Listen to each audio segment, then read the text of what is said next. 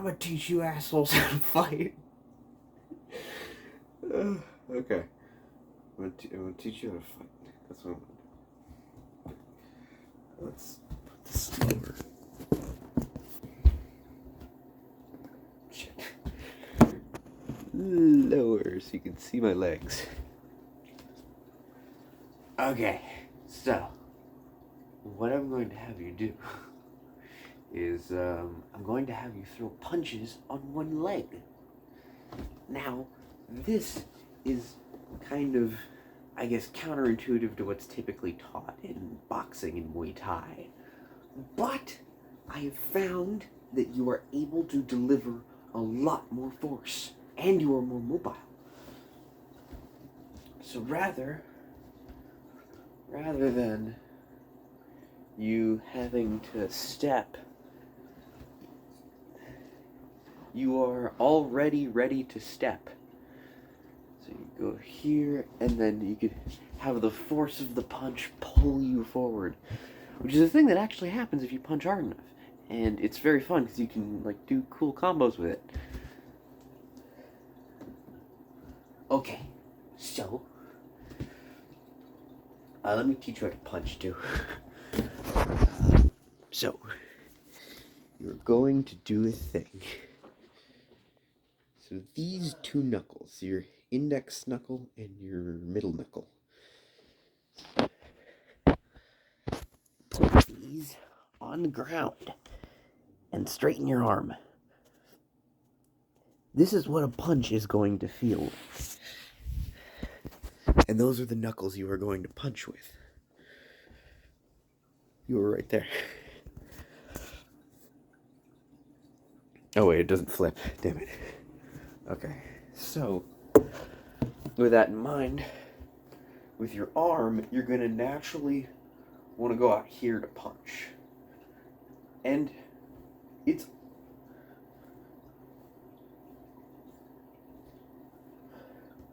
honestly not a bad punch. So the deal with that punch, the deal with this punch versus this punch versus that punch is the structural stability of different parts of your arm. So punching like this, your phalange or your metacarpal or something, whatever, of your thumb is in line with your radius. And your radius is straight. So your wrist and hand receive a lot of support. But you're turning your shoulder all the way over here when you do it. So you are not structurally supported there. What it'll end up doing as you do it more wrong is you'll get tendonitis in your elbow, and that's not fun. So how you're supposed to punch is like this. You kind of throw your shoulder forward, and when I say that, I mean like move your one shoulder back. That's where all the force comes from of a punch. Ooh, I've never actually seen myself punch before. I'm shaking the table. But so, rather than punch like this, you're going to bring your arm up like that. You're going to stick your hand out, and you're going to turn just your wrist.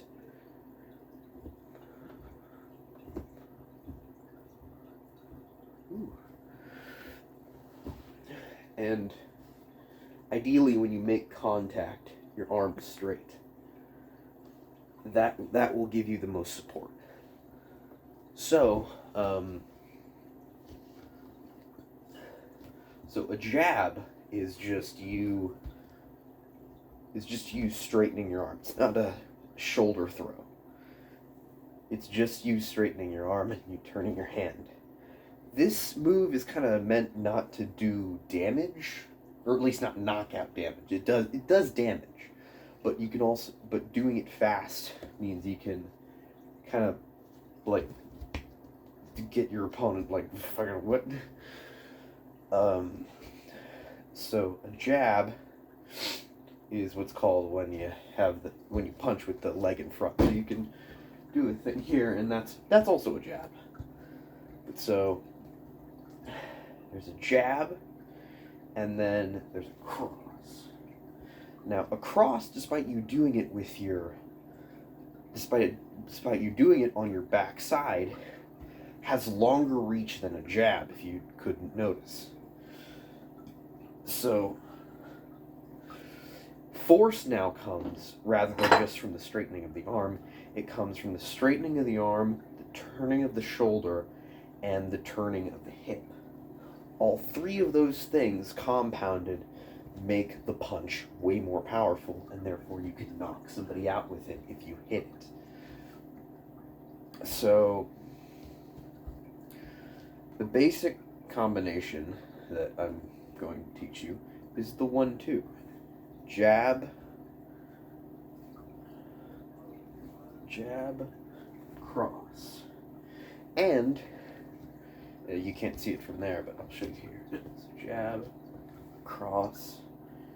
Your cross hand should land exactly where your jab hand landed. So not here and here, but here and here. It's because you are turning your body a lot more, and you are more structurally sound here than you are here. So, relating that whole thing, your punch is now stronger and it is stronger supported. But so, when you do them, you'll know you're doing it right when you can do it on one leg and you can do it super easy. And the reason why this is also better than doing it on 2 feet is because it just naturally teaches you these things. And also, it also teaches you to rotate around your center of gravity.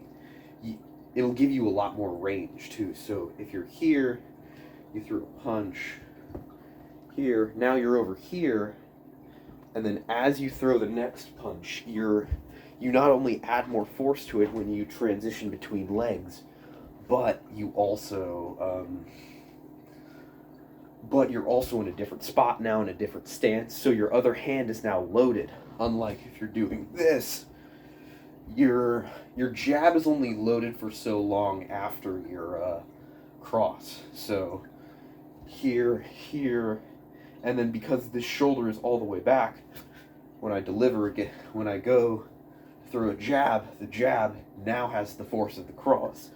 Because now this hip is in front, and so now that shifting of the hips, that turning of the shoulder, that all adds power. That all adds power. Adds power. But so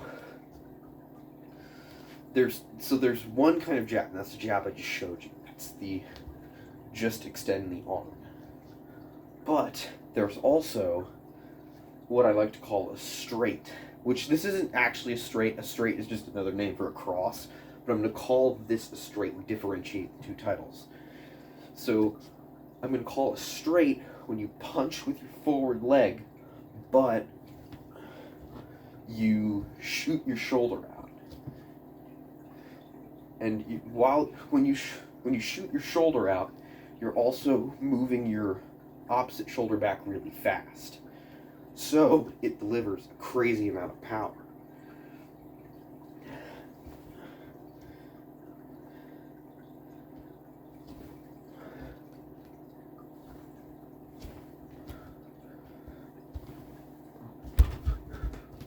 See, I'm not that good at it yet because I haven't practiced much. See, you saw when I threw that cross, my foot just naturally came in front. That's because the force of a cross thrown from one foot that is stable is it's stronger. Okay, so that's. Also, don't drop your hand like this, like I just did. you want them.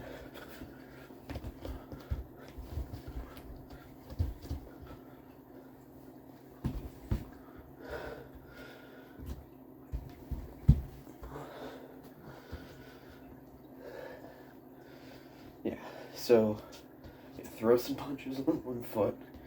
Make sure you're comfortable here.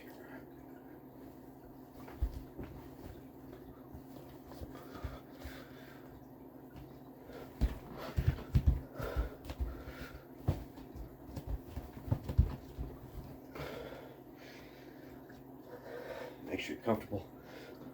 And then there's elbows too. So elbows are like the deadliest weapon on your body because of a principle in physics, actually. So so an object kind of it emits more force when gravity has a better pull on it when it's longer. So, and it's easier to resist. Like you don't open a door from where the hinges are. You open it from where the doorknob is, which is opposite of the hinges, because that's where it's easiest to manipulate the object. So it can't emit a lot of force from there from centrifuge, but now you're shortening the arm to just the elbow. Moving just this is super easy, and therefore your pec can then put even more force into it. And the weight of the hand is also helping to move it through space. On top of that, your elbow is really sharp. So you can actually watch people elbow somebody and there's a giant gash in their face. Because not only do these things hit hard, they hit really fast and they hit really precisely. So when you do an elbow, you're gonna want to try and assume this hand position. I know you said you couldn't do it with your right hand person I'm making this video for, but I'm gonna post it on YouTube to the public. So you can't turn your hand like that. You don't need to. Just put your thumb in like this. That's all you need to do. You don't need to put your hand all the way out here. That's just if you're kind of keeping your hand flat. But otherwise, it's just curve the hand like that.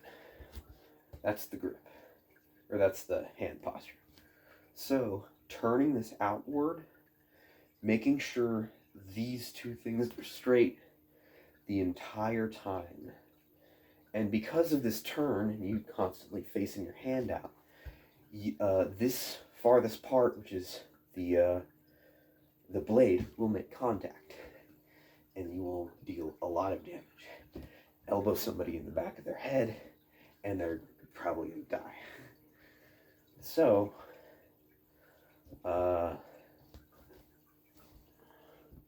so there's also reverse elbow, which you shouldn't study as a beginner. You should probably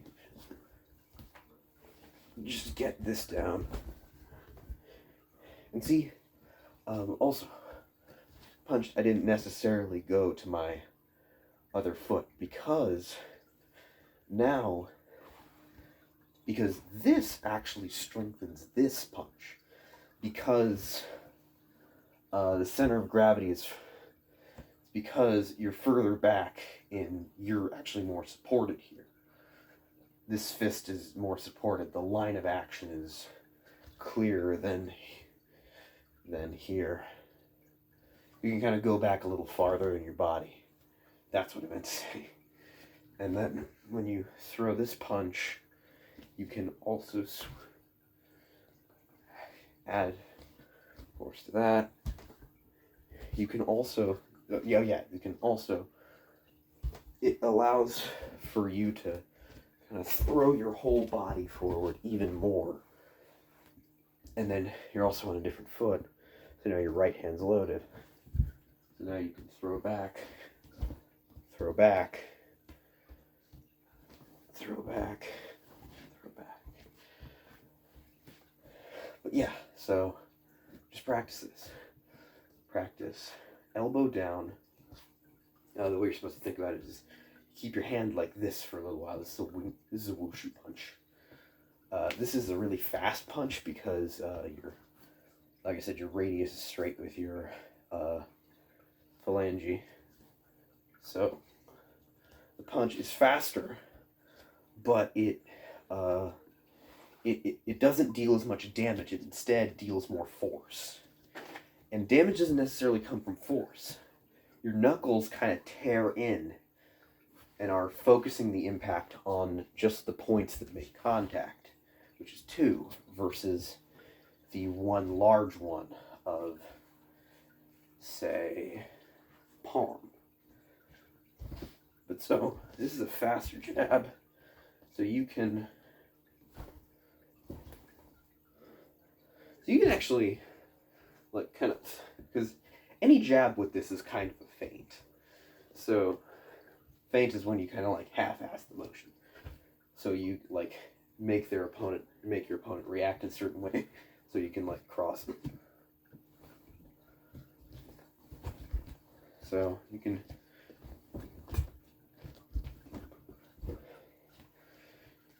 throw a wushu. I think a wushu straight is still equally as powerful as the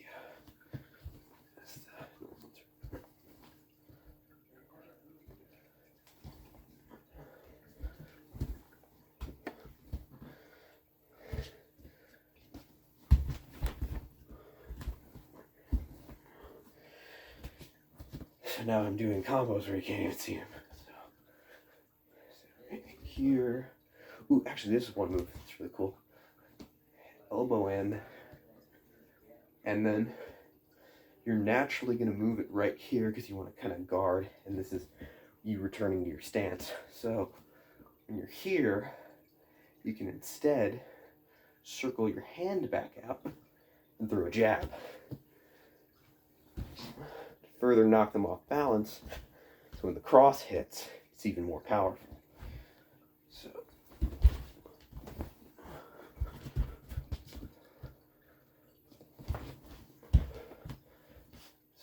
So turn the hand out. Turn the hand out. Guide the hand forward. And your elbow's already down with this one, so it helps. Guide the elbow forward. And then throw. And make sure to not drop your hands. You want to practice keeping them at chin level. And you can actually, this is a Thai boxing stance. This is a boxing stance. The reason this is used because the gloves are super huge and you can guard your chin with them. You can kind of guard your chin without them. That was the first move I came up with.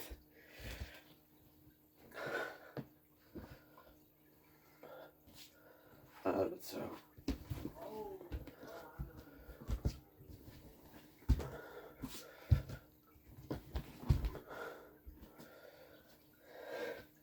Yeah, it's a practice set. So, elbow down and 2 knuckles.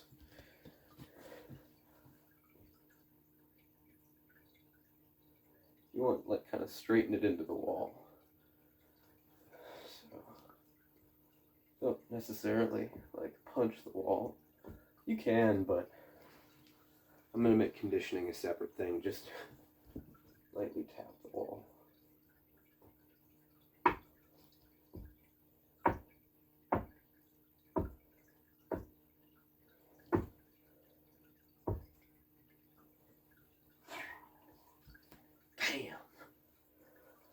Okay, so it's like kicks now. So kicks are the other side. So when you're doing what I'm going to call crane boxing, when you're doing it on one foot, you can't transition very well now, oh, actually, no, maybe you could.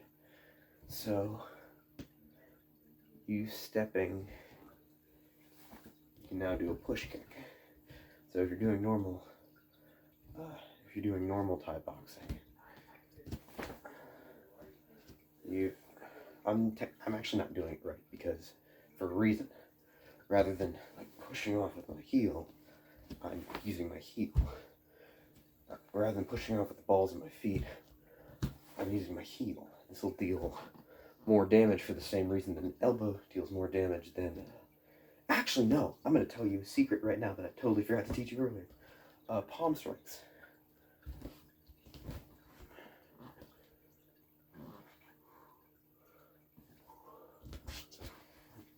This one's a little bit more range than this one. But this one's more powerful. Centrifugal force kind of thing.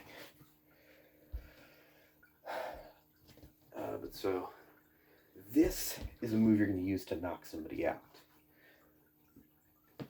The palm is more stable. It's not made of a bunch of hard little things that are further out. It's made of a, like, your hand can kind of go kind of all these ways because it's supported like really loosely, but your palm is supported by a total circle, so it's stronger.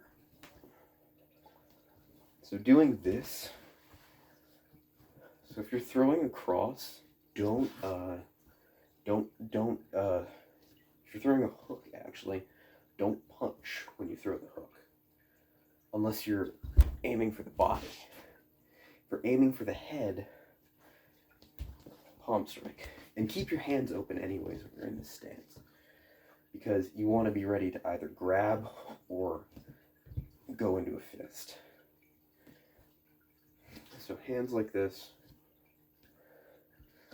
and try not to close this hand until you've decided to punch. Just keeping it open means that you'll be able to just go here rather than having to actually open the hand and go there. So it's an easier movement, and therefore at high speeds it's going to be really important. And also if you do a block like that, do that same hand turn. So you're blocking like that rather than like that. This is meant to deal explosive power, not supporting power. Because you want to support the kick back. You want to have a force colliding against it that supports it, and therefore it doesn't deal as much damage as if you're going here and you're not really supported here, but you are here. You have your whole rather than here. Now you have your whole arm behind you. Although you probably won't be blocking like this if you're blocking let's say, actually, that's another thing. If you have a partner, what I want you to do is get them in stand so that you're both in the same sided stance. I'm going to call this a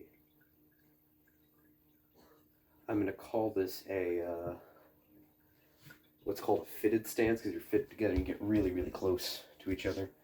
But then I'm going to say this is the mirror stance, when you are taking the opposite-handed position as your opponent. So now your cross hands are farther apart than your jab hands, rather than each fist being equal distance from the other. And this is good because you can more easily step on the outside, which is a more advantageous position.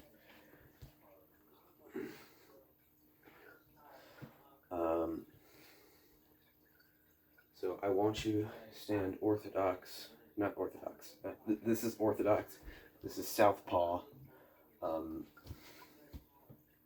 Mirror stance is you going southpaw to orthodox.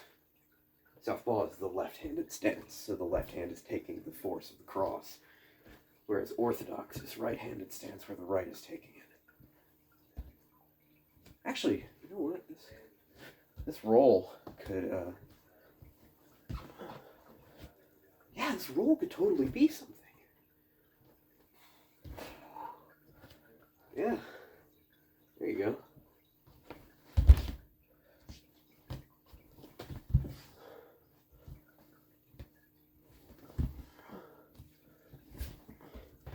Yeah, you could throw a wushu jab. A wushu jab, knock him off base. Because a wushu jab is a little bit faster than it.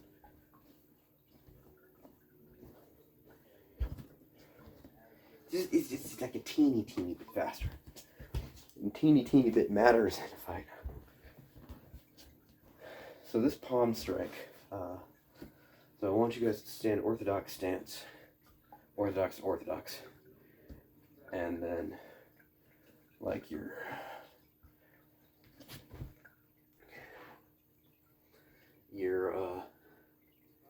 opponent is going to throw a jab, and you're going to evade a tiny bit to the right.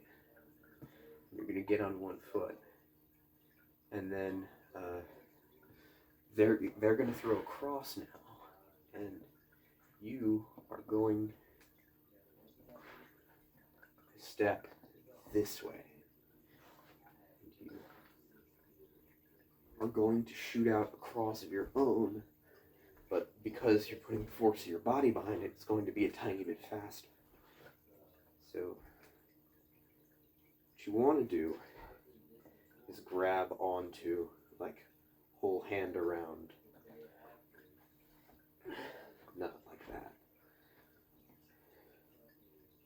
To grab, like, the elbow here.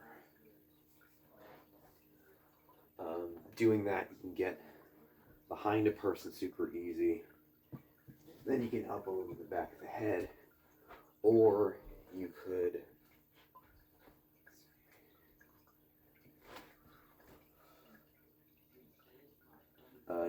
you could do a sweep here. So and then you'd like wrap your hand around them as they fell, using the force of your body, and you're like pushing them and tripping them over your leg.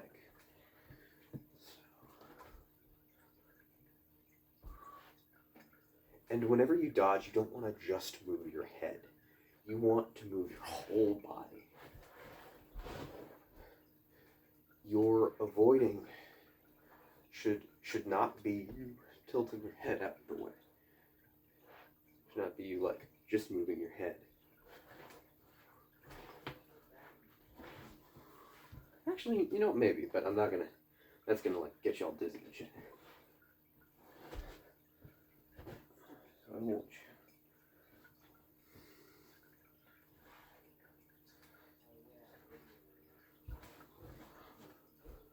want you to go.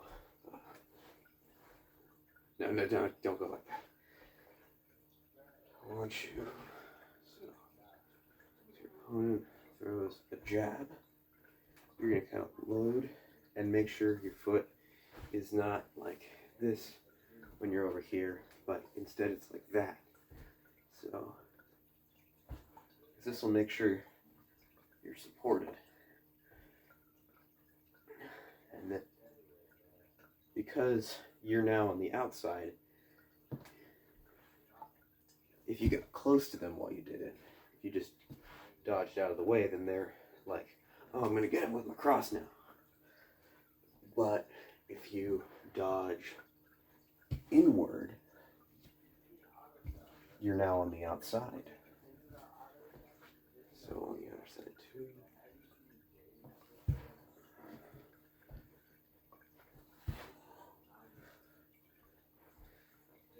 And if you don't want to put your arm on the outside of them, you want to keep it inside, you can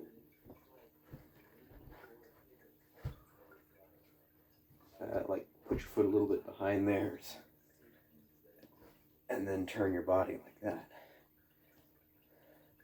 And you're not just turning your arm, you're turning your whole body. You want to put your whole body weight behind. You're putting your whole body weight behind a motion where your opponent is off balance is is like no matter the weight they are, they're going to go down.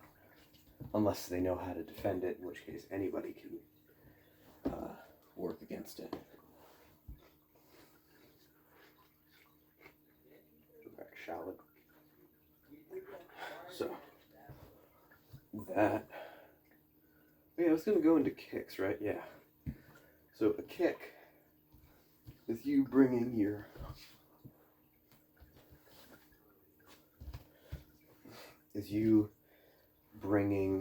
your leg up, kicking somebody. So now when you kick, you don't want your hips to be shallow like this. This is a very, very wimpy kick. It still hurts because you're doing it with your quadricep, but it doesn't hurt as much as it could. So let's teach you. So you throwing your whole hip forward when you do it. Throwing your knee, you'll just naturally stick your hip out. And this is where you want to be for a roundhouse, which is what you call bring the foot around, going like that. Doing just like a normal kick, but to the midsection from all the way back here. And this will deliver a lot of force. This is a little bit faster when you just go straight, but with this, you're adding centrifugal force. So it's even more powerful.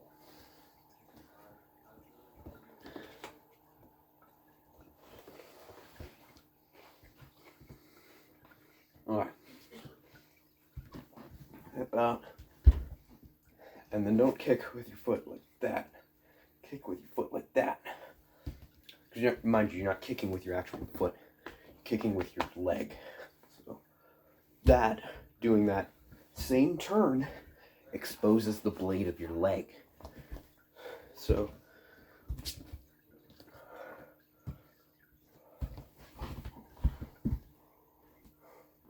you want to keep your hands in front too. You don't want to drop them too much. Although doing this is alright, but keeping yourself open like that. So you want to keep one hand guarding. This is actually a stance in I forget which kind of kung fu, but this is a stance in kung fu. This is a stance in karate. Things like that. It's called the heaven and earth stance. And just having the ability to guard with either of your arms anywhere.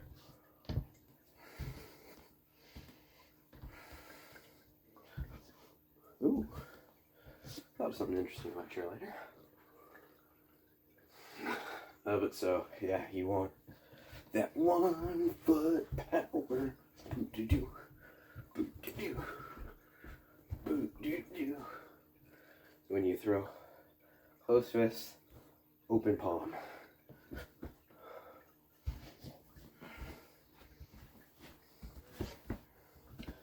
And so you can do elbows with either side.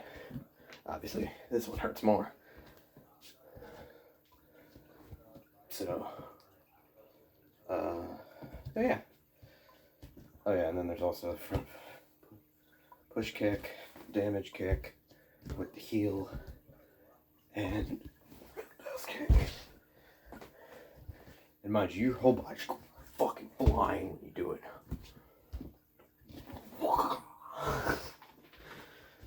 That's dumb. Yeah, so